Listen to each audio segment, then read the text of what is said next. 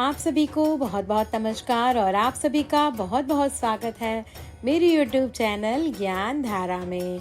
आज हम जानेंगे सीता नवमी के बारे में। सीता नवमी शुभ मुहूर्त, पूजा विधि, महत्व और सीता जन्म कथा के बारे में। और हम रामचरितमानस का चमत्कारिक मंत्र की भी बात करेंगे। तो बोलिए जय श्री राम। वैशाख मास के शुक्ल पक्ष की नवमी तिथि को सीता नवमी मनाई जाती है।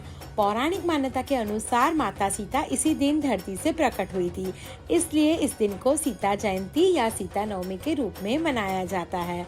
इसको जानकी नवमी के नाम से भी जाना जाता है। सीता नवमी पर विशेष रूप से माता सीता की उपासना करने से व्यक्ति को विशेष लाभ मिलता है। साथ ही जीवन में आ रही सभी समस्याएं दूर होती हैं।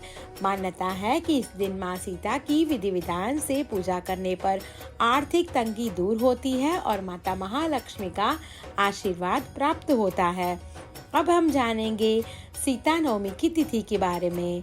वैशाख मास के शुक्ल पक्ष की नवमी तिथि का आरंभ 16 मई गुरुवार सुबह 6:22 से शुरू होगा और नवमी तिथि का समाप्त 17 मई शुक्रवार 8:50 पर खत्म होगा।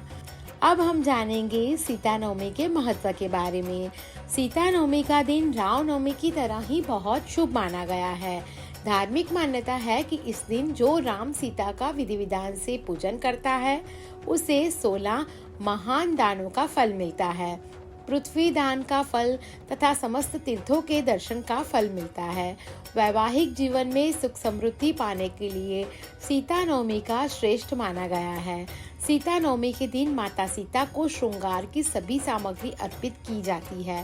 साथ ही इस दिन सुहागिनें व्रत रखकर अखंड सौभाग्य की कामना करती है। अब हम जानेंगे सीता नवमी की पूजा विधि के बारे में। इस दिन सूर्योदय से पूर्व उठकर स्नान करें और व्रत का संकल्प लें। अब पूजा कक्ष में एक चौकी पर लाल रंग का वस्त्र बिछाकर राम परिवार का चित्र या प्रतिमा स्थापित करें। शुद्ध जल में गंगा जल मिलाकर भगवान श्री राम और सीता माता की मूर्तियों को स्नान कराएं। यदि तस्वीर की पूजा कर रहे हैं तो गंगा जल के छींटे लगाकर स्वच्छ कपड़े से पोंछ दें। अब विधि विधान से भगवान राम और माँ सीता की पूजा करें। माँ सीता एवं राम जी को फल, फूल, धूप, दीप, सिंदूर, तेल, जौ, अक्षत आदि चीजें पूजा में अर्पित करें।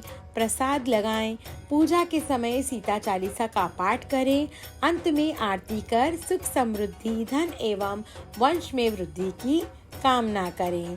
अब हम जानेंगे सीता नवमी पर क्या करें और श्री रामचरितमानस के मंत्र के बारे में। सीता नवमी के दिन शुभ मुहूर्त में माता सीता को 16 श्रृंगार की सामग्री अर्पित करने से दाम्पत्य जीवन में खुशहाली आती है और आपके सुहाग पर आ रहे सारे संकट का निवारण होता है। ये सुहाग की सामग्री सुहागिनों को दान करें।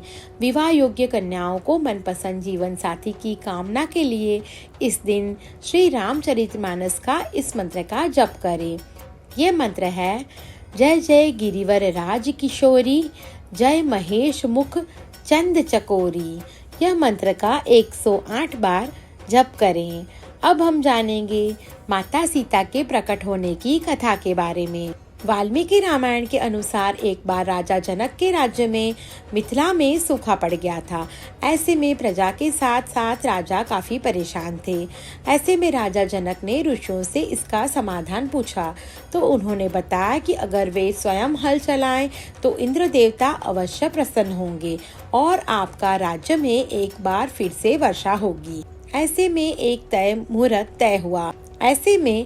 मुहूर्त तय हुआ। राजा जनक के साथ उनकी पत्नी रानी सुनैना से अपने हाथों से खेत में हल चलाया। हल चलाते समय उनका हल किसी पत्थर से टकरा गया। ऐसे में राजा को लगा कि ऐसे बीच में पत्थर कैसे आ गया। उन्होंने उस पत्थर को हटाकर देखा तो एक कलश में सुंदर सी नवजात बच्ची थी।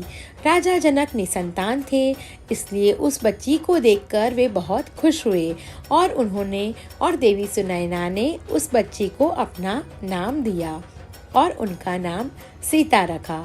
धरती से माता सीता के बाहर निकलते ही खूब वर्षा होने लगी। कहा जाता है कि जिस दिन माँ सीता धरती से प्रकट हुई उस दिन वैशाख महीने की शुक्ल पक्ष की नवमी तिथि थी। तभी से इस दिन को सीता नवमी या जानकी नवमी के नाम से जाना जाता है।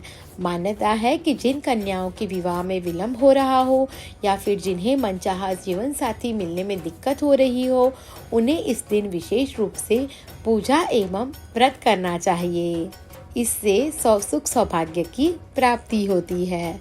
आप सभी को मेरी ये वीडियो पसंद आई हो तो मेरी यूट्यूब चैनल ज्ञान धारा को लाइक, शेयर और सब्सक्राइब करना न भूलें। धन्यवाद।